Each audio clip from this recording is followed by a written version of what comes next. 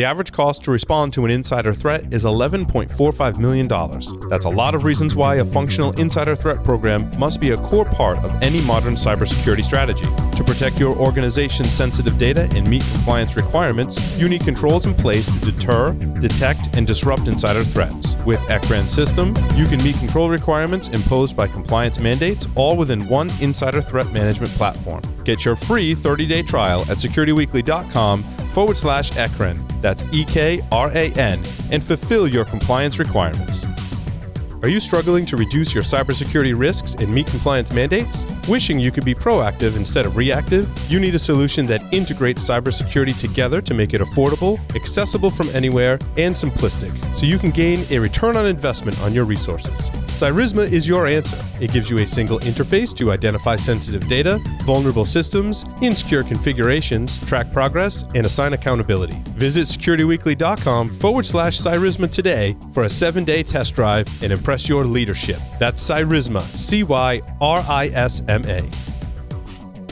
Welcome back to Security and Compliance Weekly, episode 59, where we're talking insider threat. And I have it on good authority that we are live streaming for those that are watching. Anyway, hi, Mom. Or something like that. Anyway, if you missed Security Weekly Unlocked, you can now access all of the content on demand. Whether you register before the live event or not, doesn't matter. Just visit securityweekly.com/unlocked and click either the button to register or the button to log in. Also, coming up this week, you can learn how to conquer cloud complexity in our first webcast of 2021. It's Thursday, January 28th at 11 a.m. Eastern Standard Time. Also, next Thursday on February 4th, 11 a.m. Eastern Standard Time, it'll be our first technical training of 2021. You're going to learn how to manage insider risk in the work from anywhere world. And we might actually be talking to somebody that's going to help us walk through that technical training today. You can register for this on-demand training, technical training, at securityweekly.com/webcast. Of course, if you've missed any of our webcasts or technical trainings, they're always available at securityweekly.com/on-demand. All right, let's get back to the discussion. I think we did a fairly decent job of defining insider threat, and then on the break in the Discord server, someone pointed out that NIST, in terms of what we were talking about intently, maybe I'll let you field this. Somebody said, well, NIST says that it includes both intentional and unintentional. Flea, do you want to set NIST straight before we jump into building the program?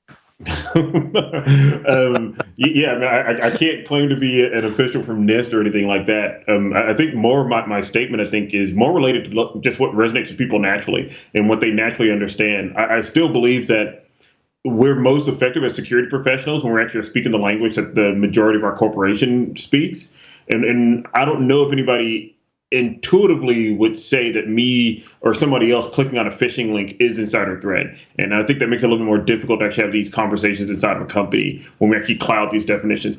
When you're actually looking at it from the standpoint of like, hey, yep, this is just elevated access, et cetera, the NIST definition definitely makes sense. And you do want to actually examine, like, hey, what happens if somebody gets access to, privilege controls, privilege assets, the commonest scenario of like, hey, yep, I now have residence on an employee's laptop. I just still disagree with a definition that doesn't include intent, because I think that that's the definition that most non-security professionals will latch onto the most.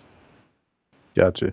Well, let's use this then as a segue into our discussion of building the program. Anthony, I'll flip it over to you, because I'm wondering if we can't agree on the definition, maybe the countermeasure, the mitigation, maybe there's elements of the program that effectively cover both. And so to some degree, it becomes, the argument or discussion of whether it's intentional or unintentional becomes moot. So Anthony, why don't you kind of walk us through how to build an insider threat program? You bet. I'm going to do my best here to share this quick slide here. And I think all your questions are quite relevant when it comes to insider threat definitions.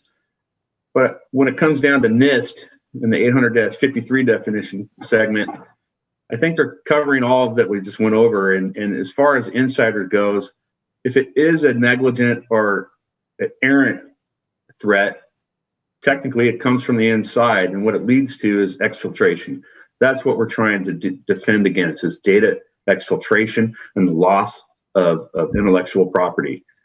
And with that said, we tend to stick with those definitions that, like we talked about earlier, insider threats can come from negligence, bad actors, people who have been set inside the organization as spies, and so forth. I am sharing a slide. Are you able to see the slide? Yeah, absolutely. Yeah, we're seeing it. And we love pictures because we're geeks. and I'm quite visual as well, so thank you. But as you can see, that's what NIST has defined. And really, as far as building out a program, and I think it comes from the outside in initially. I think we talked earlier, a lot of organizations have built their security posture, starting with antivirus years ago, and now moving to next gen antivirus, for example, implementing a good DLP program, data loss prevention, also implementing good inside protection as far as your network goes, and protecting from those type of attacks. Excuse me. Now, but as far as definition of insider platform, really where we would start is identifying and defining the threat sources and who has the capability to actually perform exfiltrations.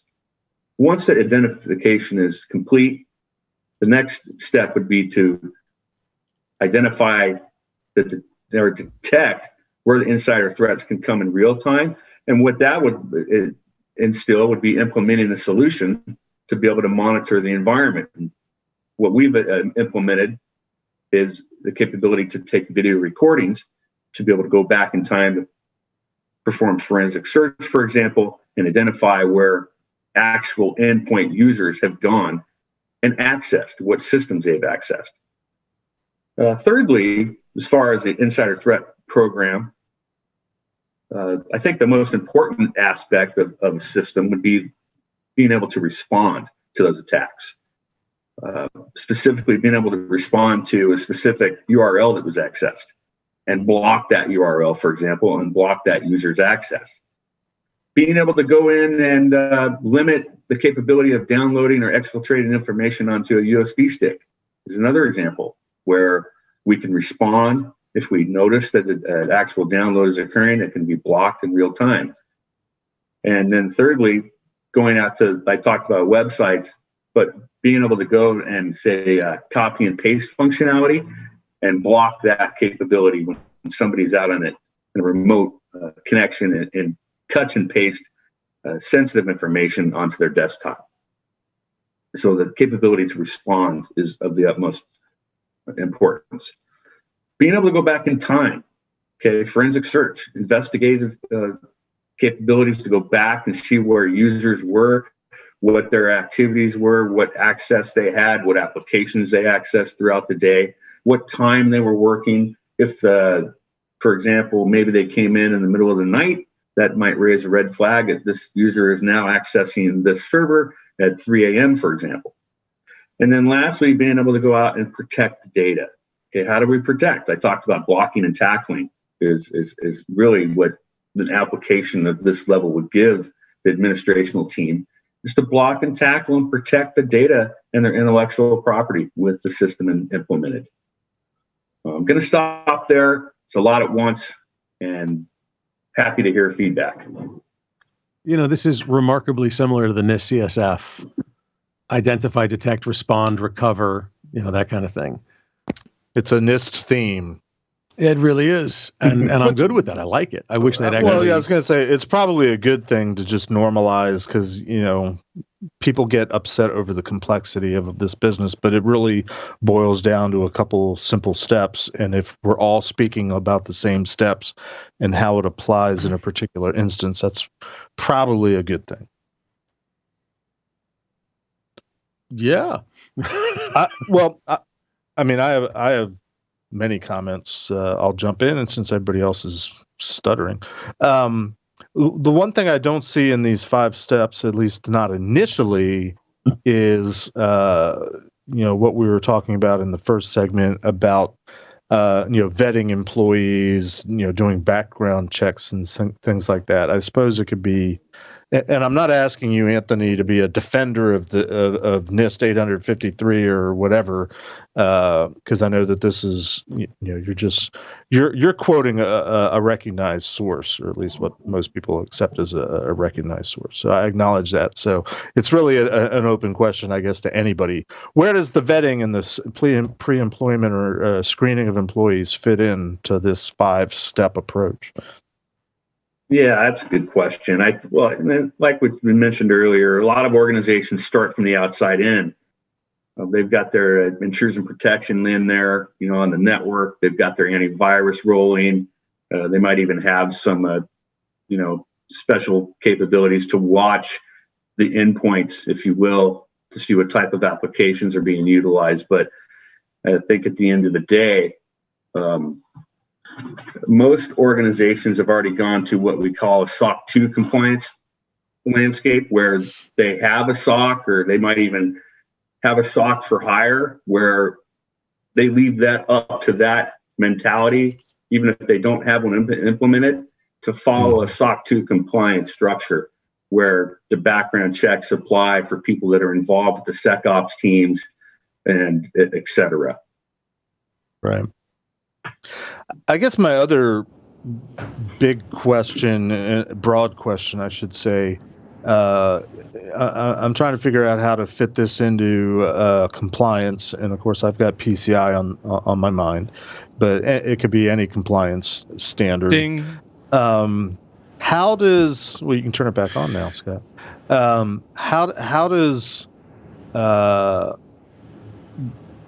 an organization that wants to protect against insider threat, somebody's read up on it, somebody listened to our broadcast and said, oh, we should really be doing this. How do they motivate their organization that's largely driven by compliance first initiatives rather than security, because they're conditioned to do what they have to do, not necessarily to do what they should be doing, which I think is a lot of our experiences in terms of compliance versus security. Any ideas? And this is an open question to anyone. How to fit this into the context of a compliance standard where there isn't a clean obvious one-to-one fit.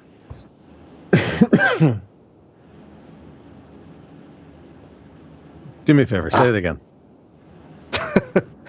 How do you motivate organizations to protect against insider threat, to build an insider threat program when the organization isn't necessarily doing security for security's sake? They're doing more of the bare minimums, what they have to do, the checkbox approach, because they're answering to compliance first rather than security for security's sake. If you assume that they're not, I'm sorry, go ahead. Oh, no, I was going to say, one of the things we think about some of the controls that we just, previously talked about for insider threat, there's a lot of overlap with just some of the classic things you want to see from separation of duty.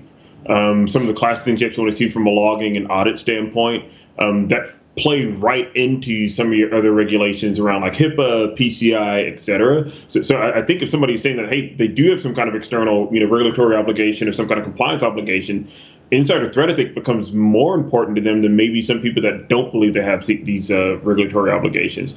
And I think a nice follow-up question to this is, when should companies have an insider threat program? And at what point? And I do think the ones that are already regulated, they're probably already behind or they need to get started on this. For those that aren't regulated, maybe it's actually something how they actually think about from their larger security program and roll out. So here's the problem, Flea. I'm going to disagree with you slightly. And not that you're wrong, you're absolutely correct, but I don't think you're hitting the basis of the question, which is not can they do this and how should they do this, but why should they care? Because effectively, if you've got a company that's doing checkbox security and checkbox compliance, they're not going to give a crud about insider threat. Okay, and Jeff, correct me if I'm wrong, is that roughly what you were asking about? Yeah. Yes. Okay. Roughly. So, and Flea, if I misunderstood you, I apologize. Please feel free to break in and tell me I'm an idiot. I'm totally cool with that. Okay. You're an idiot. I just wanted to say it just because. Idiot. I get blamed for everything, Idiot. so Idiot. whatever. I love my coworkers. I love my Thanks job. for the invitation. So, no, but my point is that if we're trying to get it to the point where we can make a company want to be compliant and secure, insider threat is going to be part of that. We've been scaring companies for decades with FUD, and at this point they're jaded. They're like, look, I know I'm going to get hacked. Leave me alone. I don't care. Okay. The data shows that companies that get hacked don't lose stock price. So why do I care? Okay. The data shows that companies that get hacked, cyber insurance sometimes helps them and sometimes doesn't. So just remove that from the equation. Let's be honest. Okay. If you're smart, you at least buy it for aftermath costs. And that's probably all you're going to get out of it is aftermath costs, the digital forensics, the crisis communication, that kind of thing. So, okay, great. So insider threat, it's just one of the things that I should care about, but I don't have time to care about. Why do I care? And the answer is that an insider threat incident removes your cyber insurance and removes your absence of liability, or removes the adds liability to you. Because if you have an insider threat and it's proven afterwards to be an insider threat that actually caused the issue, the breach, the problem, the whatever. Okay, just bear with me for a second here. You could potentially lose your, they can pierce the corporate veil. They can sue you, class action lawsuit. I mean, there's a lot of answers, but the basis of all of this is liability. And so you get to the point where if it shows negligence effectively. If you're not handling insider threat properly, you're negligent in your duty to keep the company safe and the customer data safe. If you are negligent in that duty, you have lost all a shield against liability, and they can even pierce the corporate veil potentially and come after you specifically. You meaning the board of the company. So this is a board level risk management exercise. Am I wrong? Change my mind. You are not wrong. That is actually the perfect and correct answer. And I can't believe that I have been out cynicaled by anybody. Because no, I think you're right. You're just getting You're to one understand. of us. We're one of you. You're just We are getting the to board. understand the level of curmudgeon you're dealing with, Flea. Yes, I know it's a whole nother level. I'm enjoying this. Well, so I'm going to insert the PCI moment, just only because I've been asked on the Discord server. I do not believe, and I just did a quick word search just to check myself. I don't think the term insider threat exists within the PCI data security standard. However, many of the things that are described in detail in sort of the 5 steps that NIST proposes that Anthony shared with us, those things are done. Those things are required within PCI, which begs the question, is it okay to do things just because a standard tells you to do without having a label on it as to why you're doing it? Like, well, this is to protect against insider threat. Do we need to have that propped up, or can we convince organizations to, well, no, just follow it because this is basic security practices? Things like limiting the number of admins, limiting what people can do with an administrative account, or God forbid, how about you don't use the administrative account? It's reserved for emergencies, and you do everything with elevated privileges that also gets logged and tracked. Background investigations, pre-employment screening, the vetting that we were talking about, that's all in PCI. They don't call it role-based access control, but they say, limit access to, in this context, cardholder data to people that have a need to know. Don't let anybody get into it. So reduce it to as few number of people as possible. Most organizations I've worked with, they kind of shrug and say, "Oh, we don't know who needs to have access, so let's just give it to a group and give it to group access," which works most of the time, but not always. Anyway, it's in PCI, but it's not specifically for the purpose of and it's certainly not explicitly declared as insider threat. But most of what we're talking about is in PCI, reinforcing my contention that PCI is a framework for just doing basic sound, information network cybersecurity practices in an organization that you should be doing regardless of what is the data that you're trying to protect. I'll shut up now and get off my PCI soapbox. Go ahead, Josh. Refute me. No, I'm not going to. I mean, the idea is that we can talk about what you should do all day long, and we do. I mean, let's be honest, we do. We can talk about, how to do things all day long, and we do. I mean, hell, how many of the shows in this family of podcasts are about how or the what? But how many of them are about the why? And we need to focus more in this show, particularly. We try to focus more on the why. And sometimes it's hard. We keep going, oh, we got to do this because of this regulation or because of this standard. And at the end of the day, I don't care. Look, and anybody, my favorite story is, and I know I'm harping on this stuff, I'm sorry, but my favorite story is when I was doing a talk on HIPAA at a I forget the organization. And so it was a panel, and we're all talking about HIPAA, blah, blah, blah. And we talk about what you can do and how to do it and the HHS OIG and this and that and the other thing. And then somebody goes, hey, can I ask a question? We're taking questions. Go for it. Yeah, my company, I'm an entrepreneur. I'm like, great. Talk to me. He's like, yeah, my company, we're building a encrypted medical messaging platform. I'm like, that's awesome. And I'm thinking, oh, he wants to ask about like encryption algorithms or some, obscure or abstruse technical, whatever detail. He goes, do we have to be HIPAA compliant? And it was just one of those moments where like, you do a double take on the whole world. Like, did I mishear? And he's like, but why do we have to be HIPAA compliant? He literally said this to me. I swear to God, I'm not joking. Why do we have to be HIPAA compliant? I said, well, let me ask you a question because I just want to make sure I'm hearing you correctly. Your entire platform is encrypted medical messaging. You are pushing medical information across this platform. Oh, absolutely. That's the idea. I'm like, so you don't understand why you have to be HIPAA compliant? No. Why? I mean, just going to add expense and time for me. Why would I do that? If I don't have to. Yeah, Somebody but you got to remember to. though. You got to remember though, if it makes sense, it won't happen. Wait a minute, we're not talking about government. When trying to come up with a new idea, a new product, a new widget, whatever, a lot of people lose sight of the compliance that actually needs to be placed on top of it. And that compliance is supposed to envelop a whole host of stuff. So when you're dealing with this, you start with the compliance. Great. You want to make a medical messaging app. Wonderful. We actually need more of them because, Epic doesn't, whatever. When you're dealing with that type of system, you've got to think not only how is it going to be architected, but where's the compliance and how does the compliance manage the architecture? And then how do you use the architecture to avoid the topic that we're talking about today, which is insider threat?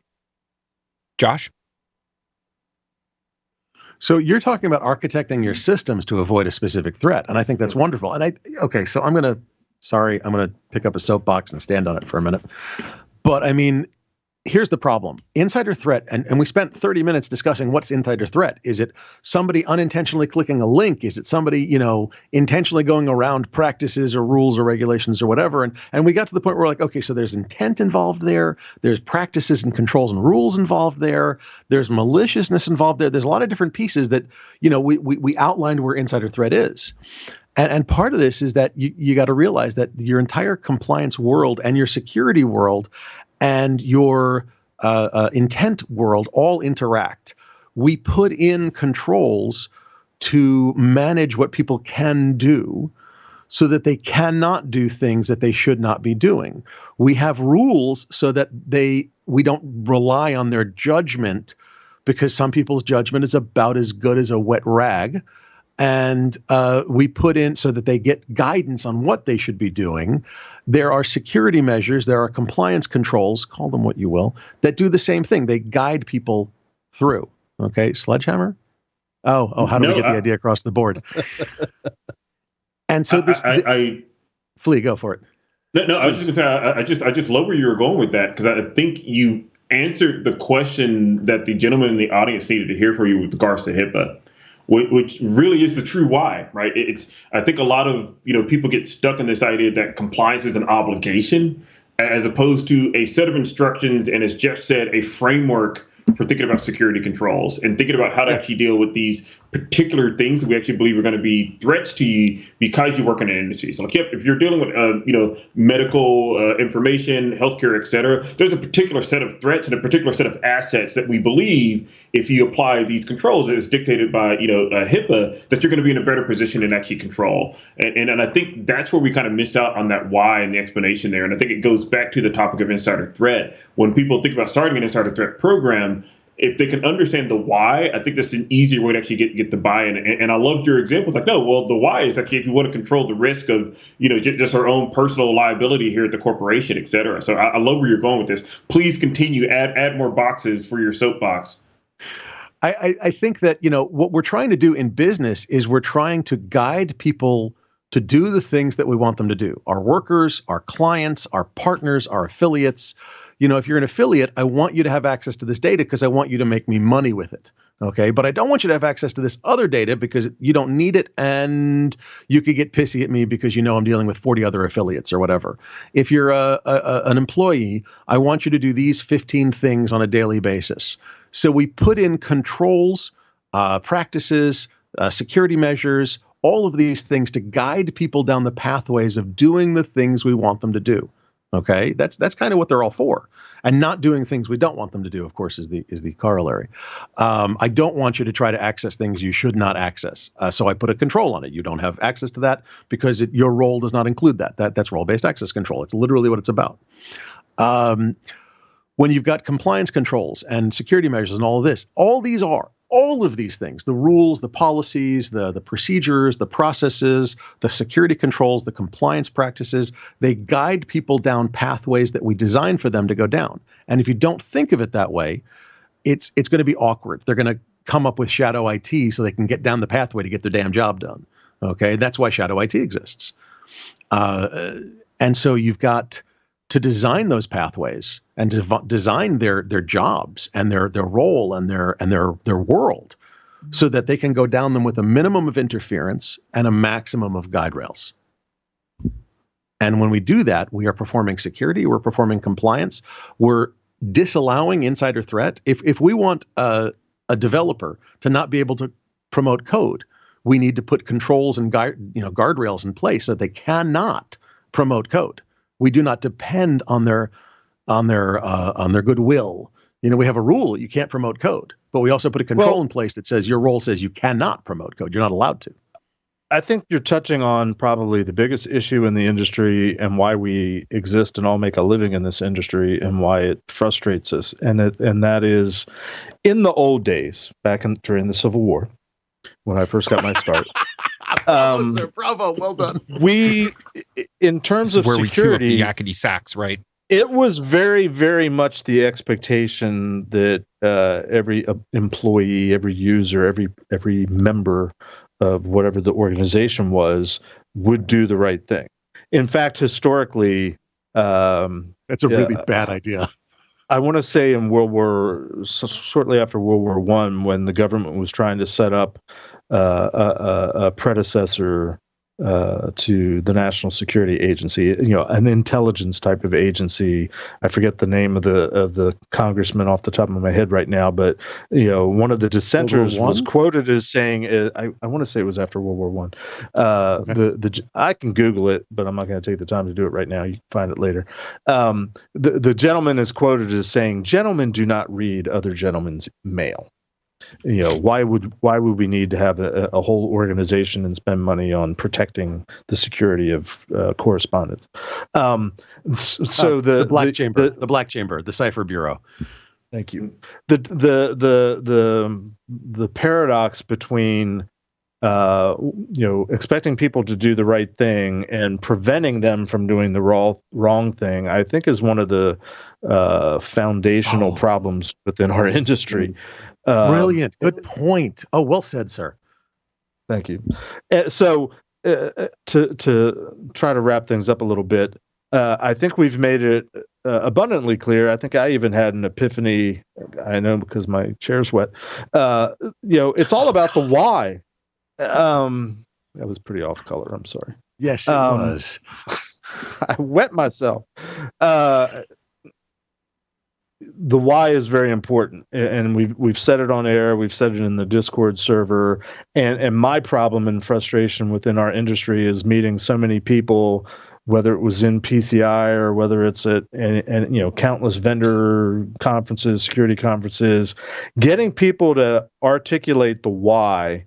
Because they don't know why. All they've been instructed to do is, this is the terminology I need to use. This is the catchphrase, buzz phrase of the day, week. This is the logo that we're talking to. I can't really tell you why. I don't know. I just know that, and we reinforce that where we have things like the NIST definition of, let's say, what is healthcare related personal data, which I defy anybody to find me an actual definition, not a long list of examples, but an actual definition. Same to what Scott had posted earlier in terms of defining insider threat. Didn't give a definition, gave a long list of examples. We collectively suck at explaining why. And I think that's it keeps us in business, but it also frustrates all of us. And it frustrates our customer who gets tired of hearing, the sky is falling, there's a logo, it's a threat, we got to do something now. Given all that, saying all that, Anthony, could you take the few moments, I'll give you the last word, so to speak, tie this all together, tell us a little bit, just of a teaser of what Ekron is doing to help people build these insider threat programs. And if you will, since you're going to be giving a technical training and going into the detail of what Ekron does next week, just give us a little bit of teaser for our audience, please. Yeah, you bet. I think, well, first and foremost, I mean, this thing has to be simple to implement, right? I mean, you're talking about a scalable or scalability issue as well. So as your organization grows, or even if you're a small to mid-size org, you want to make sure that it's going to be able to implement quick and effectively. You don't want it to tax your environment. Our solution is very lightweight. It's very easy to implement, and it's very intuitive as well. So it's got a web-based console that allows you to interact with those clients or agents out in the field or out in the remote connection. Like I said, lightweight. Our licensing is flexible in the sense, well, you were talking about contractors and people coming in and out of the network, especially these days where you have, let's say a hospital environment where an individual might come in and work for 2 or 3 hours a day on a contractual basis. You have the capability to actually maintain that and provide access with a blocked password where an individual just comes in and gets access, and after his 3-hour session, it's blocked, and then no longer does he have access. So it's just a great way to get that posture as far as internally set. Our product is enterprise ready in the sense that it can tie in with many of the SIEM solutions out there. So let's say you're out there and you got Splunk, you want to take your logs. A lot of organizations suffer from alert overload. That was a good one. Also, they might suffer from just fatigue, right? From so many alerts and being able to decipher, pretty soon it just glazes over. So our product allows them to integrate with that and simplify the reporting. Also, will integrate with the service desk application for your help desk environment. That's a quick little teaser. Did you say alert overlord? I did, and I think I've been watching too many D-Day shows. No, because that's almost apropos for what we're talking about, isn't it? I know. How'd you know my mood band name? I mean, correct me if I'm wrong here, but alert overlord, like we as security professionals look at our systems as alert overlords. Isn't that what we're dealing with now? I mean, how else are we going to be able to define an insider threat? I mean, we use Ekron systems. Sure, we can force multiply everything we're doing, but at the end of the day, isn't it alert overlord that we deal with, like alert fatigue and making sure that we're watching the right things? I mean, gentlemen, correct me if I'm wrong here. Absolutely correct. And I think you got it spot on. I think so many SecOps teams out there just get to the point where they're like, you know what? I've got so many alerts coming at me. How do I funnel these into a good investigative process that actually leads me to an issue or an exfiltration? I mean, I'm tired of finding false positives. Find me something that actually happened. Where's the smoking gun? Damn point. Well, you've piqued my interest because I'm assuming that you have somewhat of an answer that Ekron can help along those lines. Absolutely. And I think Awesome. first and foremost, it comes with video recordings of actual sessions. So we can go back in time and say, well, here's where the individual was and what they were doing at a specific amount of specific time. And here's what occurred. The application they accessed, it gives you a definitive breakdown of what their activities were.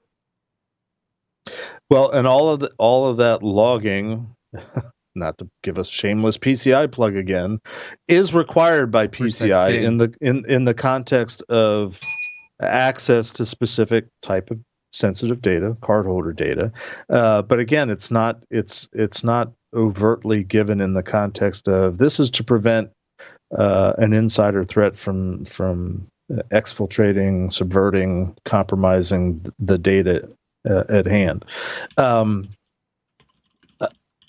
Anthony, I want to thank you for joining us today, participating in an engaging conversation. I apologize if the hosts somewhat bogarted the conversation, but I think we got to a good place. Again, to our listening audience, Anthony will be back next Thursday with Paul this time. And others to provide the technical training.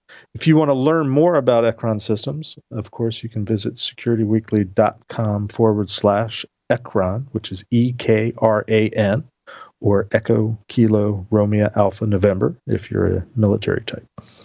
That's going to do it for us this week. Thank you for bearing with us. Those of you that were in Discord and trying to watch live, apologize for the technical difficulties that were not our fault, but glad we were able to pull it together. Anthony, again, thank you for joining us today. Appreciate it. And Scott, Josh, Flea, as always, it's been marvelous. In case you're watching, don't forget to check out Darknet Diaries, episode 93, where yours truly is interviewed, as well as Marcus Carey. So that's going to do us for us today. Stay safe, stay secure, stay compliant, and figure out how to explain why. That's all I'm going to say. We're out.